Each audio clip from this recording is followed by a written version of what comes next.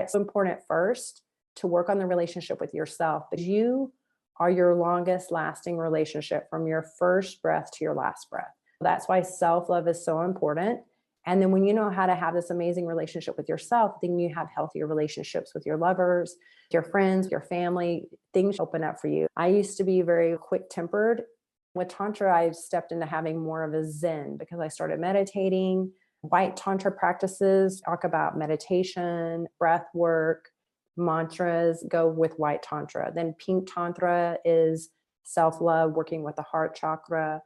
Red Tantra is solo self-pleasure rituals with Tantra or intimacy practices with a lover. There's a new age of Tantra that's Black Tantra, and that infuses elements of kink and BDSM with Tantra because it's all just about energy.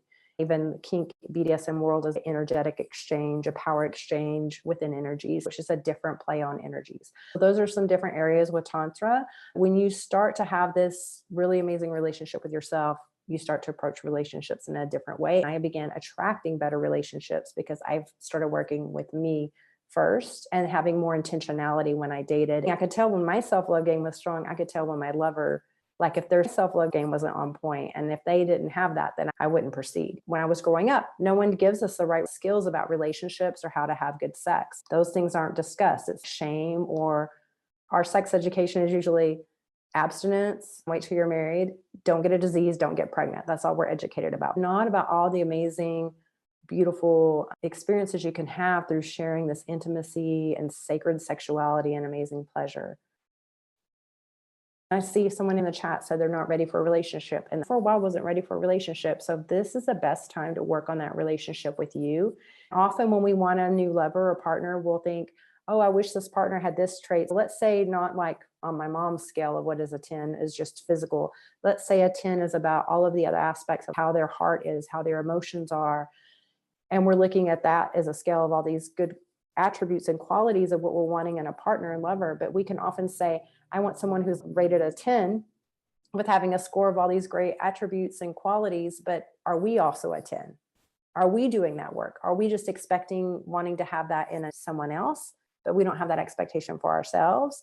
Again, like attracts like. If you're wanting someone of that caliber, you want someone who has these traits, you need to embody that first yourself. That's one thing that I love about Tantra. It gives you these tools so you can begin to embody these amazing self-love practices and understand love and love in a healthier way, and then experience sacred sexuality and sensuality. With Tantra, a lot of times people have intimacy blocks. I want you to think about if there's a fear of intimacy. Often we have intimacy blocks from either our mother-father wound. This is something I help my clients with. If they have a mother-father wound issue, and we do some inner child healing and go back there, those practices help me so much to do healing from my inner child wounding, and then removing energetic cords or toxic soul ties from past lovers. Sometimes we've had unhealthy relationships and that has shut us down, and we start to be guarded. Whenever you have that first love when you're younger, you're so naive to things and you've never had your heart broken, so you just go all in and you're just hearts wide open. After time, if you had a few heartbreaks, you start to be guarded and close off. We put up all these walls and we feel like we're protecting ourselves with these walls, but we're really blocking our blessings, and we're blocking the experiences we can have by keeping those walls up. It's really important that we work on these things. Whenever people have intimacy blocks, usually the hurt of that is stored in your first chakra. Your first chakra is your root chakra. And that's where feelings of insecurity, lack of safety can be locked in those chakras. Your root chakra is based in your perineum, your sex organs, down at the base of your tailbone, your spine. And then between your navel and your pubic bone is your second chakra, which is your sacral chakra. And that's where shame and inhibitions can be stored. Blocks in these chakras can keep you from flowing energy, from experience emotions, healthy emotional balance, and joy. And blockages from in your second chakra are often happen because you have painful relationships, trigger warning if you've had abusive sex. Physically, sometimes women with hysterectomy can have a block there energetically, which can be worked through, not to have a fear around that. If you're having any body shaming, intimacy or commitment fears, we can have intimacy and commitment fears based on, we learn from our parents and religious beliefs as well. What I love about Tantra, it's like Marvin Gaye, that song, Sexual Healing.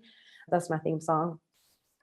Sexual healing helps remove those blocks by doing things like breath work. I'm going to share here a video that I have on YouTube. We'll share a resource from my YouTube for the breath of fire, because breath of fire will help to open any blockages you have in your chakras or your energy centers. We can have blocks. The chakras are like, I have a picture behind me.